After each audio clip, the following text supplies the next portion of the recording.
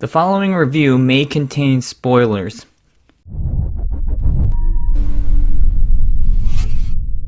The scene with the Duke University interview was really well written. The interviewer just basically says the opposite of what you expect her to say at every turn. The actress that plays the Duke University administration person is comedian Michelle Buteau, and she just nails it here. There are two other really good performances here. Popular YouTuber Liza Koshy is hilarious as the best friend. I gotta admit, I was not familiar with her YouTube channel, so I checked out a few videos. Basically, she's like a female Jim Carrey and has some really funny skits there.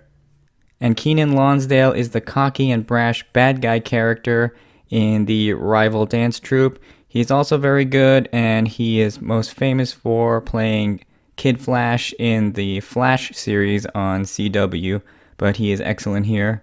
The movie does have its share of laughs, especially when the comedy goes to a lowbrow tone.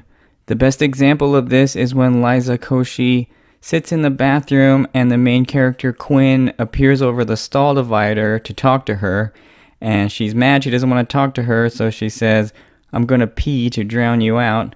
I thought that was one of the best lines in the film. It does have its share of these laughs, but you wish there was just more of it. The best scene in terms of dance involved a couple of handicapped dancers, and it's really the only part of the film where dancing was captured correctly. The camera stays wide, it's full body shots. It seemed like the director was on her game here because she didn't want to disrespect these great handicapped dancers, but the other dance sequences throughout the rest of the film are just not directed that well. More on this later. The first dance battle was really poorly directed, which is a bad sign. A lot of tight camera work, medium shots. It's between Liza Koshy and Kenan Lonsdale. The actors are even looking into the camera on a couple of these medium shots, and it's just really awkward. They do cut away to full body shots on occasion, but the medium shots just keep creeping back too often, and you as a viewer just want them to pull back so you can see all the beauty of the dance and all the beauty of the choreography. It's a dance movie, and if you don't capture the dance well, you have a huge problem. Towards the middle of the movie, there's a weird joke about a dancer having a boner, and they imply that because he's not wearing some kind of belt that I guess keeps boners down, that they get disqualified. I swear to God this is in the movie, and it's really weird, and to have this lame scene slapped on to advance the story is just lazy writing. Another bizarre scene comes later in the film, towards the end of the film, when our main character Quinn is like at some after-school program where she has to help seniors at an old age home. One of the seniors is next to her, and this is like a big pep talk scene where she's supposed to motivate Quinn to rejoin the dance team.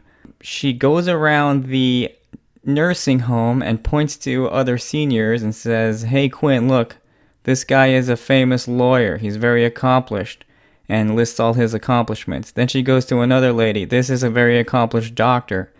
Then she says something like, "Well, it doesn't matter that they're accomplished. We all end up in a senior home and we all end up dying anyway. And you don't remember all the times you work hard or study hard. You remember the times you hang out with your friends. Those are the memories that stick with you. So go back and rejoin your dance troupe." Okay, this is problematic for many reasons. First of all, Quinn decides to join a dance team to boost up her college resume so she can go to Duke. And none of those people were her friends in the beginning at all. That wasn't her motivation. So why would this be the pep talk? Hey, you gotta hang out with your friends and live your life because those are the best memories. They weren't even really her friends except one, her best friend character. Second, basically this old lady is telling her, "Hey, don't study. Do you actually want to be a doctor or a lawyer and have a lot of accomplishments? We're all going to end up in a senior home and die anyway." What the frick kind of pep talk is this? It's a totally bizarre scene, and I have no idea how it came out of a writer and then got to other people and they said, "Yeah, this is a good scene, let's shoot it." It's just sometimes in movies you just are completely baffled at how things go from page to actually being shot without anyone questioning it. My final rating for Work It is 1.5 stars. As of the making of this video, the Rotten Tomatoes percentage for Work It is 84%, which is just way off. This movie is objectively bad. Other than some good comedic performances and some good lowbrow jokes, it doesn't really succeed in any other way. The dance scenes are not captured well. The script is cliched and boring for the most part. So I was just wondering why this got to 84% on Rotten Tomatoes. I have two guesses. First, maybe the critics just went in with extremely low expectations, and since the movie was funny in patches, they're recommending it. Or second, they're viewing the movie from the target audience's point of view, or what they assume is the target audience's point of view, which is teens who are watching entertainment without much of a critical eye, and they're just in it for an hour and a half of dumb fun, and that's it. Well, that's a terrible way to criticize a film. I mean, we know this isn't supposed to be Citizen Kane, but it doesn't mean that a movie like this can't be well made. A teen dance comedy can still have good ideas, a good script, better characters, and dialogue, just like any other movie.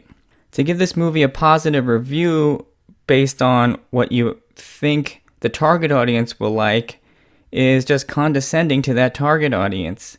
That audience might actually want smarter entertainment. They might be smart enough to want better characters and a better script and originality. I mean, going back to the scene with the Duke administration person, this scene was funny and well written and subverted our expectations turn after turn, and why not sustain this quality of writing throughout the film? We get tons of these dance movies aimed at teens year after year. I just don't understand why these can't be made at a higher level with a higher level of quality. Just because the genre is normally something that is not taken seriously doesn't mean it has to stay this way.